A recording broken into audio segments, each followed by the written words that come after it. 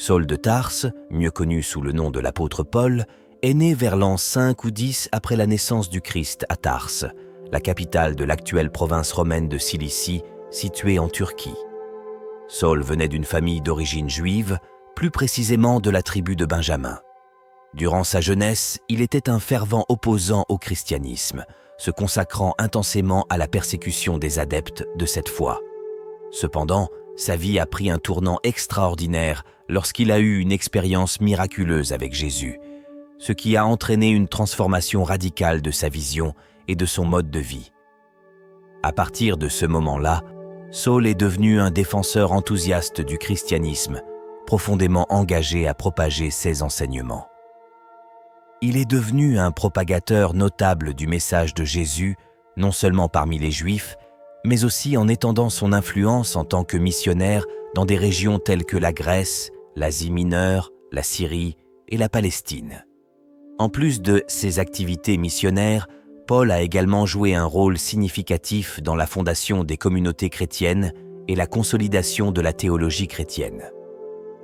On lui attribue l'écriture d'une grande partie du Nouveau Testament, contribuant par ses épîtres et lettres qui abordent des questions théologiques, éthiques et pratiques pour les premiers adeptes du christianisme.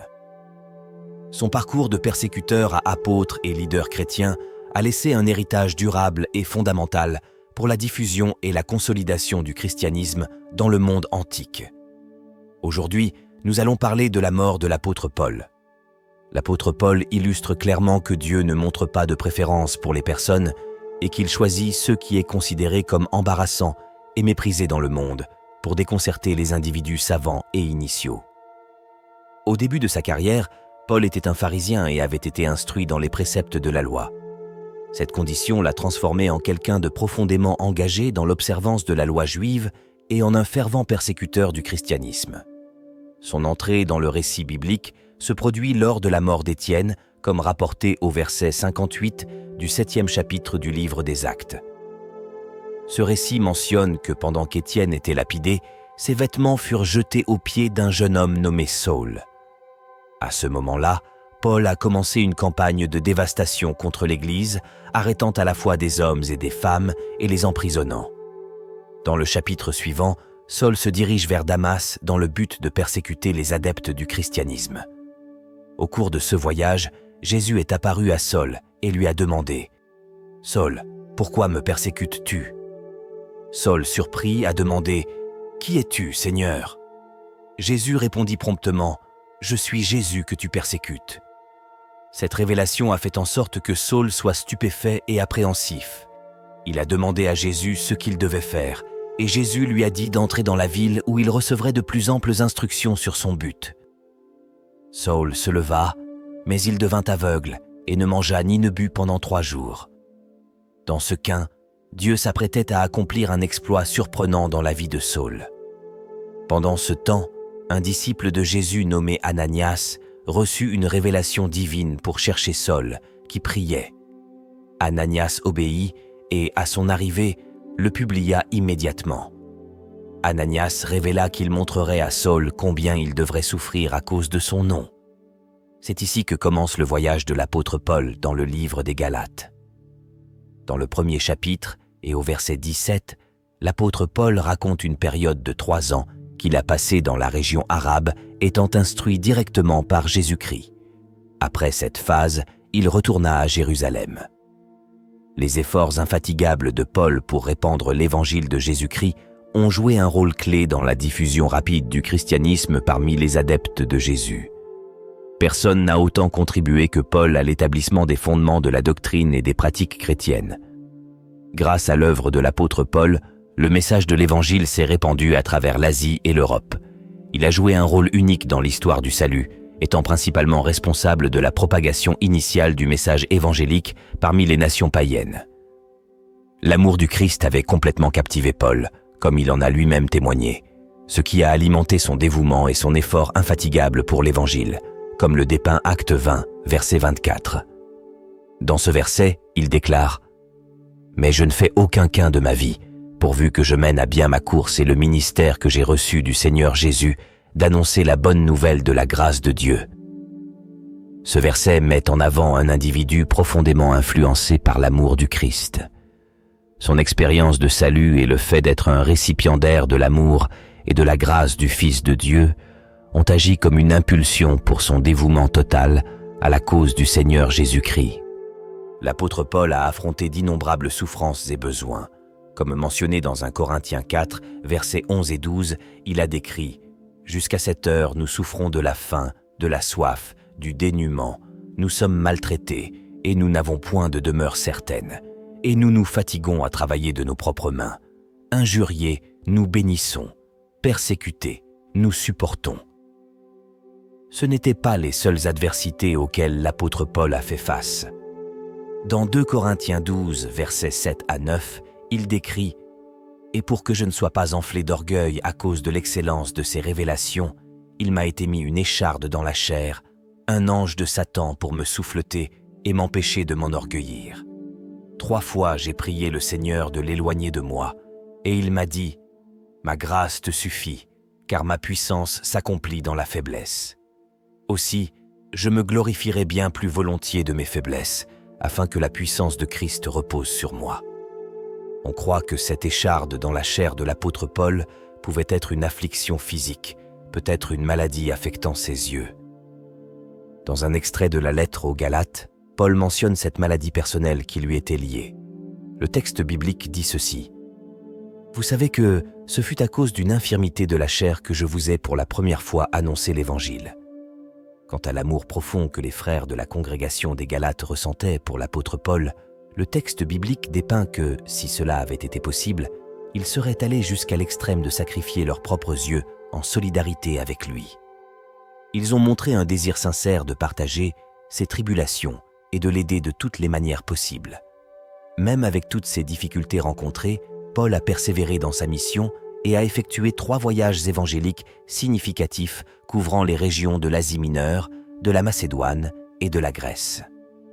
Vers la fin de la période de ministère de l'apôtre Paul, une prédiction est apparue concernant les événements qui marqueraient ces derniers moments.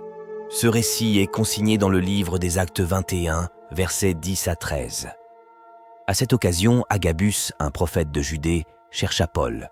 De manière symbolique, Agabus enroula une ceinture autour de la taille de Paul et, utilisant ses propres mains et pieds, transmit le message prophétique comme suit. « Comme nous étions là depuis plusieurs jours, un prophète nommé Agabus descendit de Judée et vint nous trouver. Il prit la ceinture de Paul, se lia les pieds et les mains et dit « Voici ce que dit le Saint-Esprit.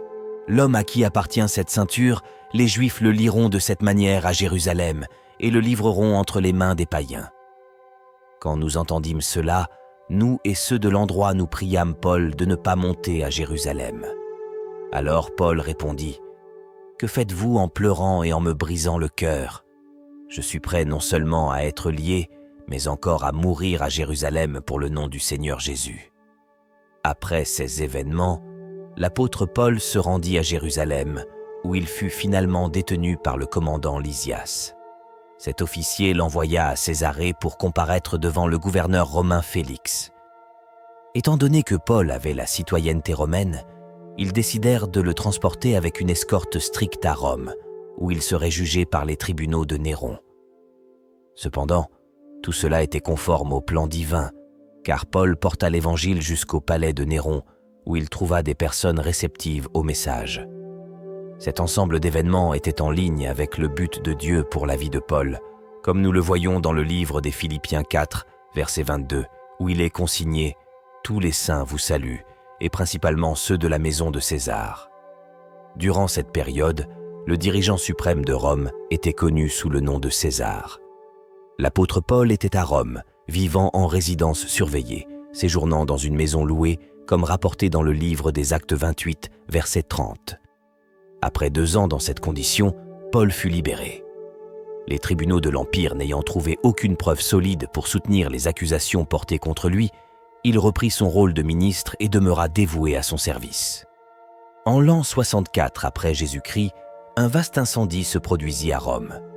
À cette époque, l'empereur Néron blâma les adeptes du christianisme, déclenchant ainsi une intense persécution contre cette communauté.